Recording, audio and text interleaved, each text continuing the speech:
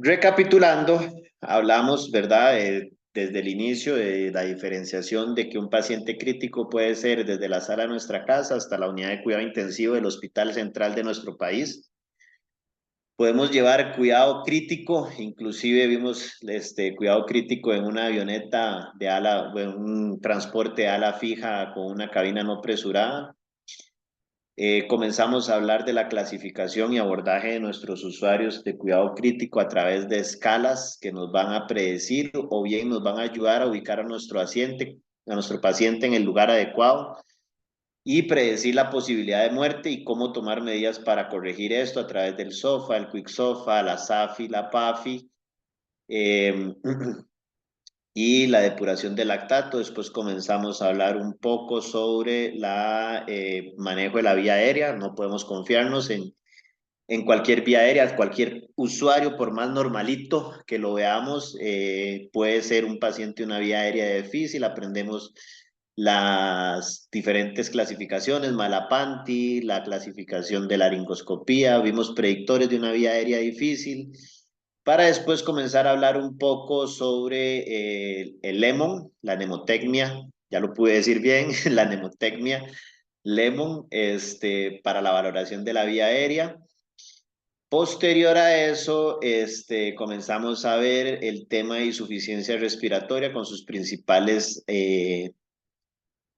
situaciones como el shunt pulmonar o el cortocircuito pulmonar y el espacio muerto alveolar. Hicimos una clara diferenciación entre cortocircuito alveolar, espacio muerto alveolar y espacio muerto respiratorio, y cómo es necesario para dar ventilación mecánica invasiva tener espacio muerto ventilatorio, pero cómo podríamos aumentar sin saberlo el espacio muerto y estar afectando la ventilación perfusión.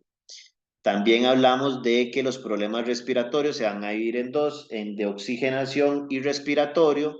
Vimos que no tenemos que confiarnos a través de monitores de la vida real, pacientes que estaban con buena oxigenación pero tenían problemas ventilatorios que podían llevar a una falla respiratoria, para después caer a hablar un poco sobre el shock y usamos la mnemotecnia de shock para saber los tipos de shock que tenemos y vimos los tipos de shock, bueno, vimos qué es shock, los tipos de shock, y acá tenemos una imagen que nos dice cómo se comporta el shock en cuanto a presión venosa central, gasto cardíaco, resistencia vascular periférica y el porcentaje de saturación en la sangre venosa. Ok, para continuar ahorita, que vamos a continuar en sedación, analgesia y bloqueo neuromuscular. De pronto podemos venir a conectar una sedación, analgesia y bloqueo neuromuscular y quedar como está esta persona. Esto no es un tema fácil, no es un tema sencillo, no es un tema que podemos hablar en 2.5 minutos. Es un tema bastante extenso, es un tema del cual hay mucha sustancia que masticar, que hablar. ¿Por qué? Muchos de los pacientes críticos van a estar, van a estar con necesidad de sedación, analgesia y en casos muy extremos de bloqueo neuromuscular. ¿Por qué? Porque son usuarios que van a estar con una ventilación mecánica invasiva o no invasiva. Uno de los gold estándar, el gold estándar es como la mejor medida o lo que se recomienda, uno de los gold estándar para una ventilación mecánica no invasiva es la tranquilidad y el confort y la aceptación del dispositivo por el usuario. Si yo tengo un usuario que está dinámico, que está peleando, que se está queriendo quitar la mascarilla, la escafandra o cualquiera de los dispositivos que tengamos, escafandra o campana, le dicen en Sudamérica, es este casco transparente donde metemos al paciente para darle ventilación no invasiva. Si el paciente está luchando con esto, no es un buen candidato a ventilación mecánica no invasiva. Si es un paciente que le está lastimando, está con dolor ante esa mascarilla, no es un buen paciente para esta terapia. Y si es un paciente que está disconforme, que no se queda quieto, que no logra descansar, no se logra acoplar al ventilador, no son pacientes adecuados para esta terapia. Por eso el Gold Standard dice que tiene que tener confort, tranquilidad y aceptación del dispositivo. ¿Cómo logramos eso? A través de sedarlo, brindarle analgesia para el dolor en casos como este. No le ponemos bloqueo neuromuscular a pacientes que están con ventilación no invasiva, aunque a veces hay genios que creen que pueden ponerle bloqueo neuromuscular a un paciente que está con una ventilación no invasiva. Este, Por eso es que, y máxime, hablando de pacientes que están en ventilación mecánica invasiva, necesitan estar sedados con analgesia y si requerimos manipular la frecuencia respiratoria o de manera activa intervenir en la cantidad de volúmenes que vamos a administrar a ese pulmón, necesitamos darle un bloqueo neuromuscular para nosotros tomar 100% el control de esos movimientos musculares de la ventilación. ¿Ok? ¿Qué vamos a hablar de estos medicamentos? Estos medicamentos nos... perdón, tengo que hacerles la siguiente aclaración.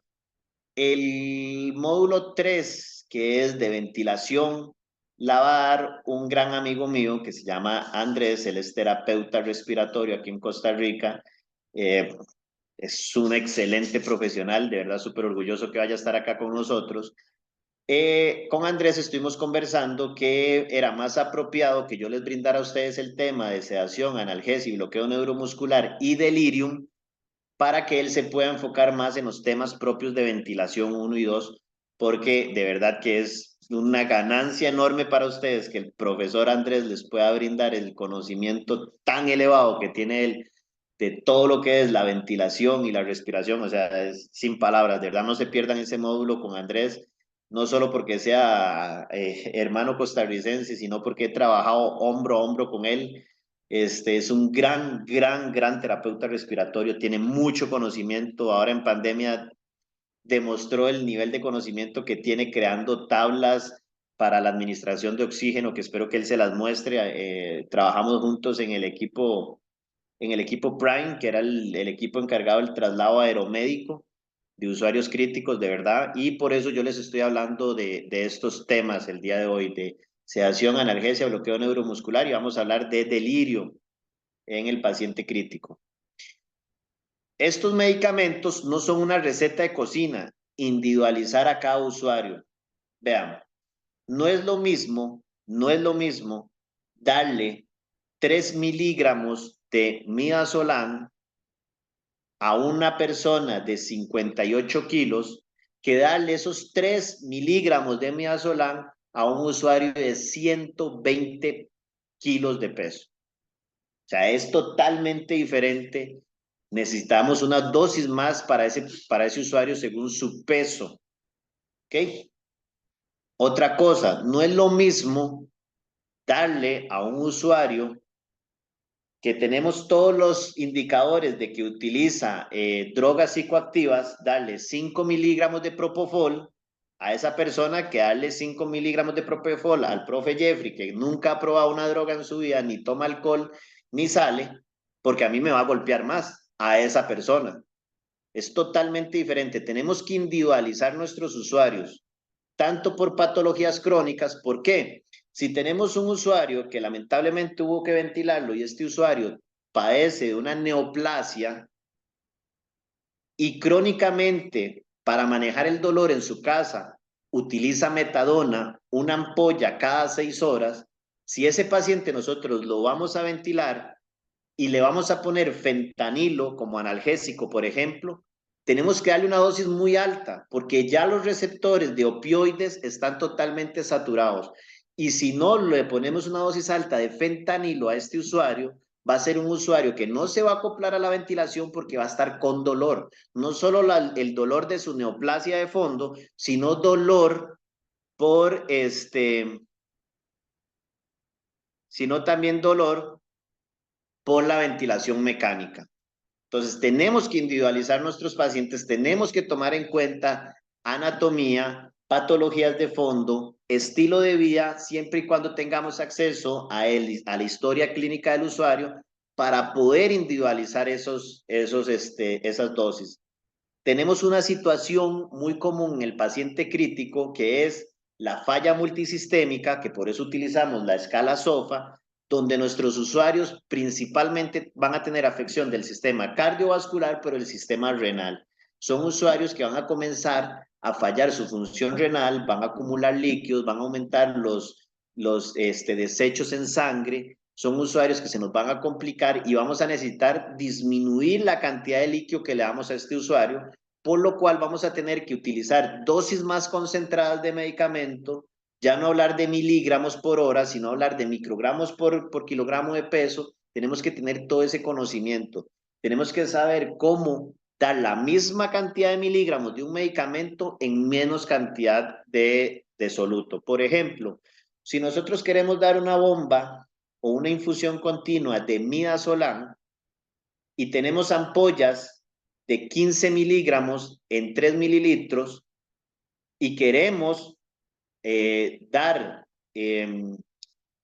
miligramos por hora, si yo le digo a usted, ok, alísteme una infusión, 6 ampollas, el 72 de suero fisiológico, y necesito que ese usuario le dé 5 miligramos por hora, pues es muy fácil.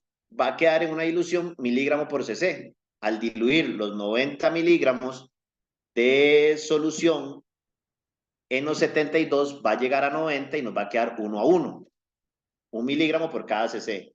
Pero ¿qué pasa si este paciente está reteniendo líquido y yo necesito darle los mismos 5 miligramos, pero ya no se lo ocupo dar en 5 cc por hora, necesito disminuirlo a la mitad, a 2.5 cc por hora?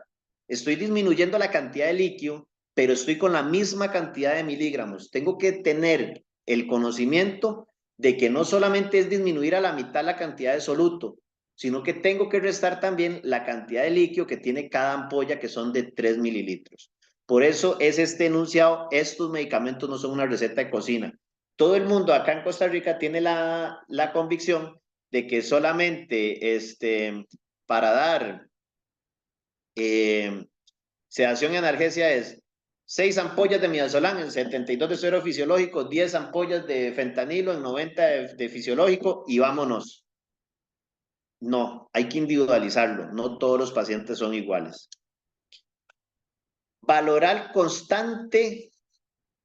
constante del momento terapéutico del usuario para adicionar o suspender alguno de estos. ¿Qué quiere decir eso? No es lo mismo la cantidad de sedación y analgesia que le doy a un usuario que acabo de colocarlo en ventilación mecánica a la dosis de sedación y analgesia que le voy a dar a un usuario que estoy tratando de extubar. Cada vez que yo trato de extubar un paciente y no lo logro, aumento en un 2.5% la probabilidad de muerte. ¿Y cuántas veces hemos visto que intentan extubar a un paciente 1, 2, 3, 4 y ya le aumentamos el 10% de probabilidad de muerte? Yo no puedo tratar de extubar a un paciente que todavía está dormido. Yo no puedo quitar una ventilación mecánica de un paciente que está dormido. Tengo que saber si el momento terapéutico es voy a tomar la decisión de extubar a este paciente, comenzar a disminuir la sedación, preservar si es necesario la analgesia, si ese analgésico no causa somnolencia, porque no va a haber nada más terrible que usted se despierte con un tubo en la garganta sin saber qué está sucediendo. Necesito que se despierte, pero se despierte sin dolor. Por eso hay que estar valorando constantemente el momento terapéutico. Otro ejemplo, tengo un paciente con acidosis respiratoria que requiere lavado de CO2 aumentando frecuencia respiratoria. Yo no puedo poner a ese paciente a respirar, pasarlo de 16 respiraciones por minuto a 24 respiraciones por minuto de un solo, sin antes haberle puesto un bloqueo neuromuscular para que la máquina pueda tomar el control de esas respiraciones sin que el usuario comience a combatir la máquina de ventilación mecánica. Por eso es necesario saber que en el momento que si necesito aumentar frecuencia respiratoria y tomar el control de los movimientos musculares de la respiración, necesito colocar un bloqueo neuromuscular para que este paciente no me venga a ser un agente contradictorio a mi terapéutica. Mi terapéutica es lavar CO2. Yo no puedo tener un paciente que no se deje ventilar a esa velocidad, porque si no, no voy a lavar CO2, voy a aumentar los niveles de ansiedad y hay muchos estudios muy reveladores que los aumentos de estresores, sonidos, ansiedad y dolor aumentan la posibilidad de muerte en el paciente crítico. Tener conocimiento y cuidado de los efectos secundarios de cada medicamento. Esto no solamente aplica en estos medicamentos, son los medicamentos que estamos hablando, pero tenemos que conocer el efecto secundario de todos los medicamentos que utilizamos. Sí o sí tenemos que tener conocimiento de esos efectos secundarios. Ejemplo, necesitamos utilizar propofol. El propofol no se diluye, el propofol se da de manera directa, pero el propofol es una base lípida.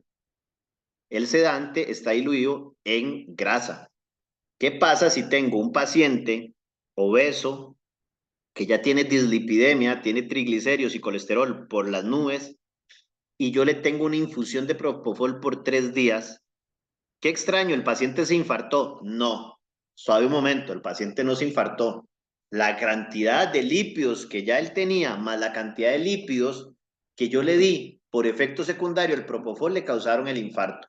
Pero si no tenemos esas consideraciones con estos medicamentos que son de una infusión continua por largos periodos de tiempo, es donde causan los efectos secundarios.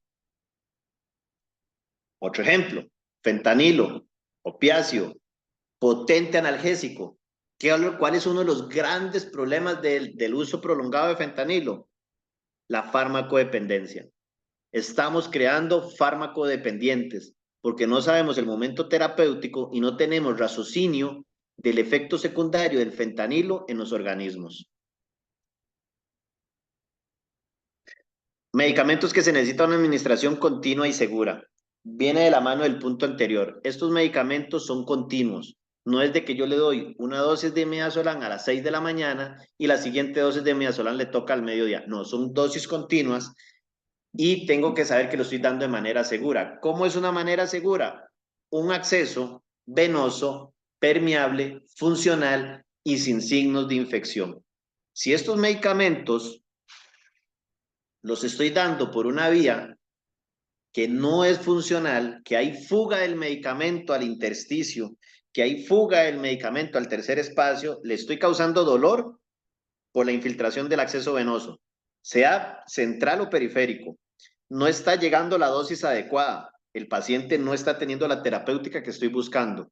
No es una razón segura. ¿Por qué? En cualquier momento ese acceso venoso infiltrado se va a infectar, va a causar una infección de tejidos blandos que puede llevar a una septicemia y le estoy agregando un valor de SOFA alto a un paciente. Y como vimos al inicio, un SOFA alto es un alto predictor de muerte. Y esto es muy importante, aplicar las escalas de estado de conciencia, sedación, analgesia y estados de agitación. Acá les voy a mencionar estas 4, la escala de Russell-Richmond, Glasgow, Ramsey y Aldrete. No el Aldrete modificado, sino el Aldrete, la escala de Aldrete normal. Y por acá se las dejo, no hay mucho que explicar de estas escalas, son escalas muy simples de aplicación. Tenemos la de Rush o Richmond que nos mide la agitación, es una escala que mide la sedación, la agitación ante la sedación. Y empezamos desde sedación muy profunda con un -5 a un paciente que deberíamos tenerlo siempre en un RAS de 0 o pacientes que son sumamente combativos hasta +4. Ojo, el RAS empieza en -5 y termina en +4 porque nos hemos topado notas donde dice usuario con RAS de +5. Yo imagino que un RAS de +5 es algo así como un usuario con un arma de fuego disparándole al equipo de salud, ¿verdad? Porque si 4 es combativo, ansioso, 5 es que le está disparando al equipo de salud. Tenemos la escala de Glasgow. La escala de Glasgow nos va a medir el estado de conciencia de nuestro usuario. Recuerden, paciente crítico no es solamente el que está en una unidad de cuidado intensivo. Cuidado crítico se da hasta en un salón de ortopedia con pacientes que nada más tienen fractura de hueso y en cualquier momento pueden tener alteraciones. Un paciente de ortopedia que hace un embolismo cerebral puede ser que no tenga déficit en el movimiento o el tono muscular, sino que tenga alteración de la conciencia. A través del Glasgow nos podemos dar cuenta. Tenemos la escala de Ramsey, que esta escala lo que nos mide es la sedación del usuario. Esta va de 1 a 6. Y la escala de Aldrete es la recuperación post-sedación. La escala de Aldrete lo que nos va a hablar es del momento terapéutico cuando ya yo estoy quitando la sedación de nuestro usuario. La escala de Aldrete se utiliza mucho en las unidades de recuperación y es un predictor de qué tan despierto está nuestro usuario, de qué tanto se está recuperando la sedación, porque yo no debería quitar una ventilación mecánica o no invasiva o no invasiva si el aldrete no es adecuado. Esto por acá para conversarles del tema de estos medicamentos. Ahora vamos a entrar a este otro tema, el delirio. Y para eso les traigo esta escala. Como pueden notar, cuidado crítico se basa en mucho conocimiento de medición y escalas. Y sí, eso es cuidado crítico, medición de escalas, medición y predicción de posibles riesgos, porque ya son usuarios que están críticamente enfermos, tenemos que prever la mayor posibilidad. Tenemos esta escala que se llama CAM-IQ o CAM-UCI, de Intensive Care CAM. IQ es Intensive Care Unity. Wendy, no me corrija. Y UCI es de unidad de cuidado intensivo. Una está en español y otra en inglés, ¿verdad? Esta escala nos va a ayudar a darnos cuenta si nuestro usuario está o no está en un delirio. ¿Ok? Y vamos a verla uno por uno. ¿Ok?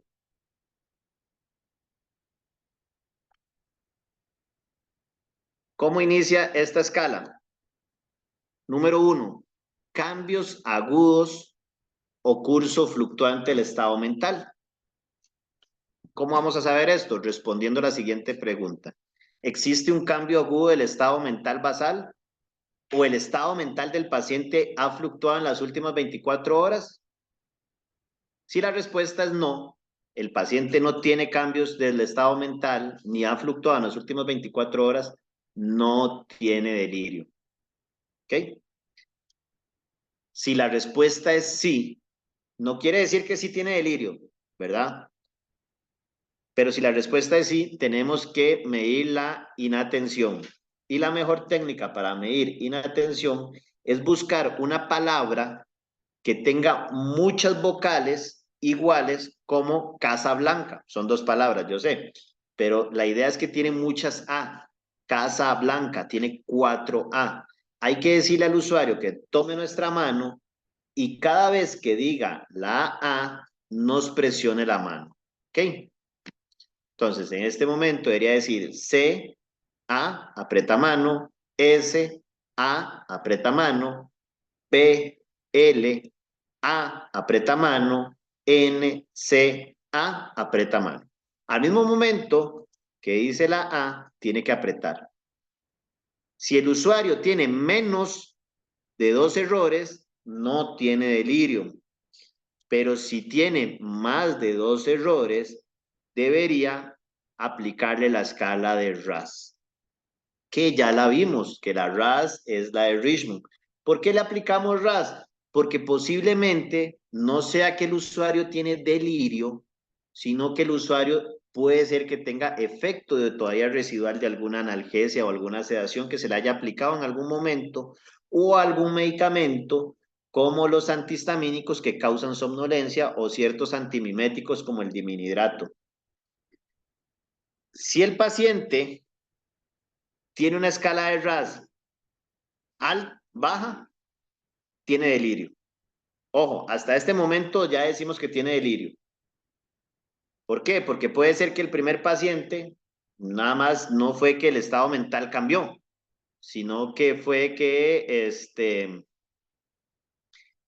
pues estaba recién despertándose, o tal vez él dijo algo que para nosotros es una incoherencia, pero para él no. Recordemos que los pacientes tienen diferentes costumbres sociales y culturales, o por ejemplo, en la Casa Blanca, que él no, existen todavía personas con problemas de analfabetismo o problemas de dislexia, y tal vez ahí se enreda, por eso no son valores totales de delirium, pero si existen, seguimos avanzando con el CAN-UCI. Si llega un RAS, si el paciente fluctúa mentalmente, tiene problemas con las letras A y tiene un RAS normal, sí tiene un delirio.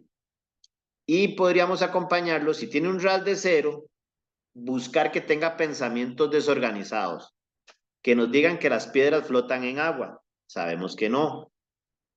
Le preguntamos, ¿hay peces en el mar? Si nos dice que está en el cielo, claramente está en delirio. 1 kilogramo pesa más que 2 kilogramos, ahí estamos midiendo el raciocinio del paciente. Los martillos sirven para poner clavos. Eso es algo que es innato y tenemos que buscar que nos responda de esa manera. ¿Okay? Si tiene más de un error, está en delirio. ¿Qué es lo que sucede? ¿Por qué vemos delirio?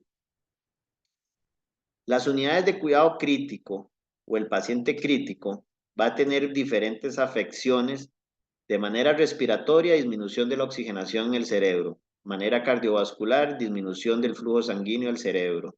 Estar en una unidad de cuidado intensivo internado como tal conlleva un montón de monitores, alarmas, ventiladores, sonidos, monitorización las 24 horas, se altera el ciclo circadiano, se altera todas las funciones normales sociales del usuario, se saca al usuario de su normalidad y se mete a un ambiente sumamente alto de estresores, se utilizan medicamentos, los cuales son bastante complicados, como lo son los barbitúricos, analgésicos, opiáceos, sedantes, todos estos medicamentos, todas la sumatoria de estas cosas es los que nos puede llevar a un delirio en un paciente.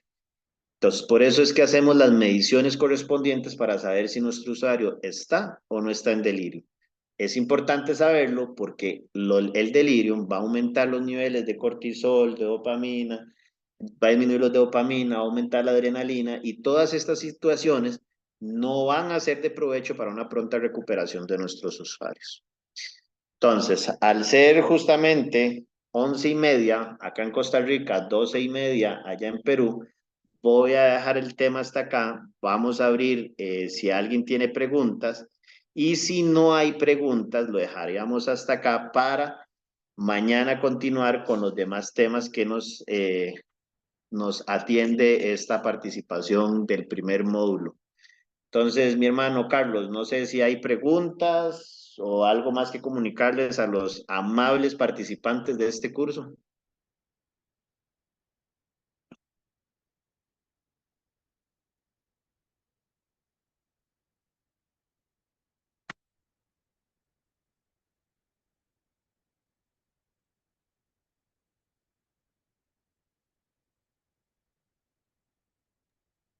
¿Alguien tiene alguna pregunta que hacer a nuestro ponente? Bueno, les digo pues que aprovechen para que pueda el ponente que está con nosotros ahora disipar sus dudas. Y si, bueno, si como les dije anteriormente tienen ustedes un poco de temor o vergüenza, pues pueden escribirlo en el chat para que así el ponente pueda responder estas dudas. Recuerden que no hay ninguna pregunta tonta, más tonto el que se queda con la pregunta. Y si no sabemos la respuesta a la pregunta, porque nadie tiene la verdad absoluta, mañana tenemos otra sesión y podemos despejarla entre todos. Lo importante es el compartir.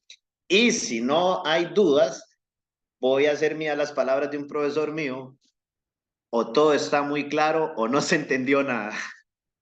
Esperamos que sea que todo estuvo muy claro y aplicable para nuestro quehacer diario. Ya los costarricenses es que los tengo bien afinaditos, que si preguntaban algo los guindaba. No, no, mentira, es broma. No, no. Pero si alguien tiene alguna duda o comentario, algo que poder aportar, porque aquí todos tenemos que aportar. Colega, muy buenas tardes. Hola, buenas. De acá de Perú. Eh, Mire, yo recién estoy haciendo la especialidad, para mí es algo nuevo y muy interesante las cosas que usted está hablando. No sé si podrían dar algunos ejemplos. Bueno, mañana también tenemos con usted algunos ejemplos para nosotros que somos nuevas para hacer todavía las preparaciones, ¿no? Ejemplos de, como el caso ¿Cómo hacen clínico, las como el caso que conversiones? hablamos, Las conversiones, colega. Las de conversiones. conversiones de los medicamentos. Sí, sí, sí. Ok, vamos a modificar ahora en la noche, vamos a tomar un ratico, modificar la presentación y tal vez le puedo traer un par de casitos de modificación se llama concentración de medicamentos, concentrarlos cuando tengo que dar menor cantidad de mililitros, pero igual cantidad de miligramos del medicamento, ¿le parece? Ya está bien. Ujú. Pero está interesante. Para mí es algo nuevo todavía todo, pero estoy aprendiendo, estoy en esta etapa de aprendizaje. Muchísimas gracias y sí se le ha entendido mucho y está bonita la exposición. Muchas gracias, Lourdes. Estamos para servirle, desde aquí desde Costa Rica, estamos para servirle. Wendy Gómez dice que yo quiero hacer bueno, como un comentario. ¿La escuchamos, Wendy, o lo quiere escribir? No sé. No, no, por acá. Buenos días. No sé si puedes poner, Jeffrey, la diapositiva donde estaba la escala de Ramsey y la de Aldrete. Ajá. Ramsay y Bueno, Aldrete. ajá. Es como un comentario, digamos, porque obviamente la unidad de cuidados intensivos o el cuidado crítico, como vos dijiste, ¿verdad?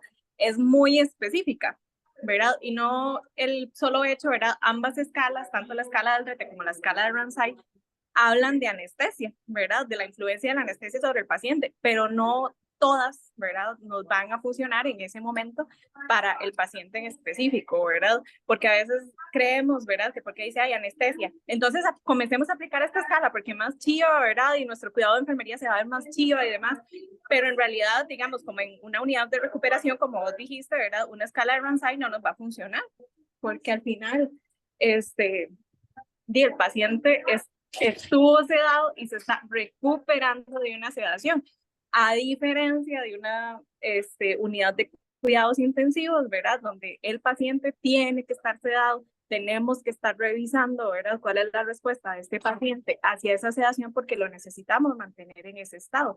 Y si comenzamos a aplicar esta escala, ¿verdad? Entonces nos vamos dando cuenta, o sea, si los parámetros no están adecuados, si necesita más de una cosa o menos de otra.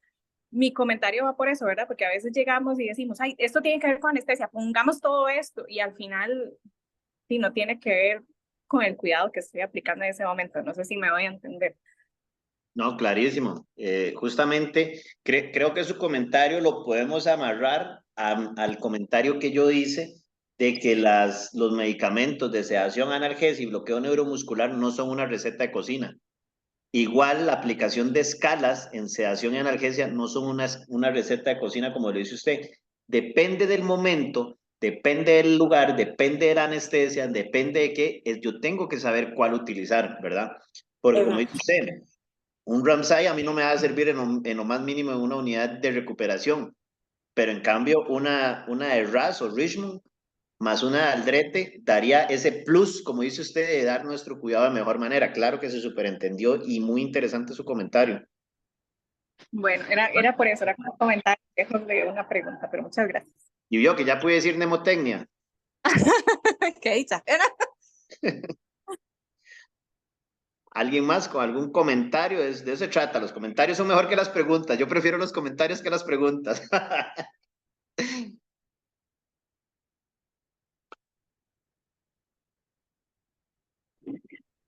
Jeffrey, pura vida.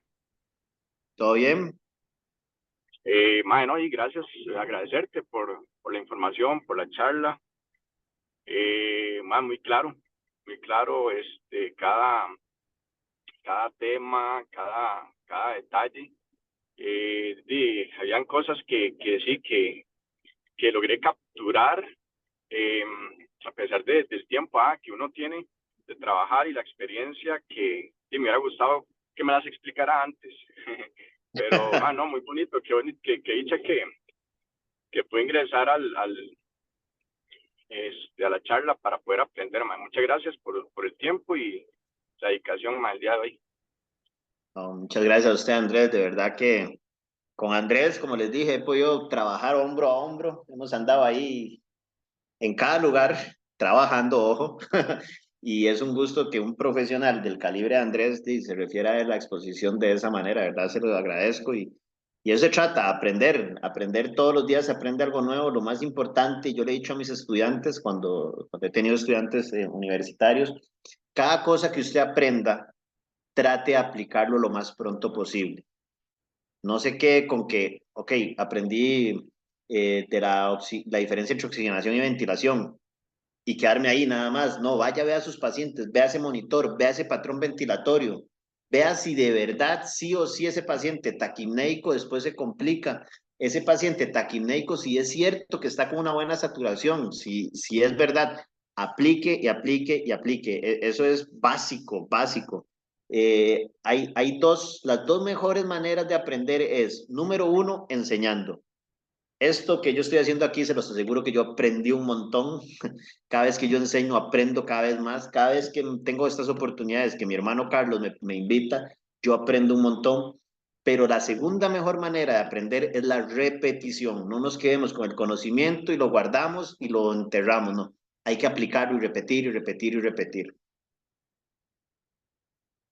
¿Alguien más? Porque si no, quedamos para mañana continuar con bastantillos temas interesantes.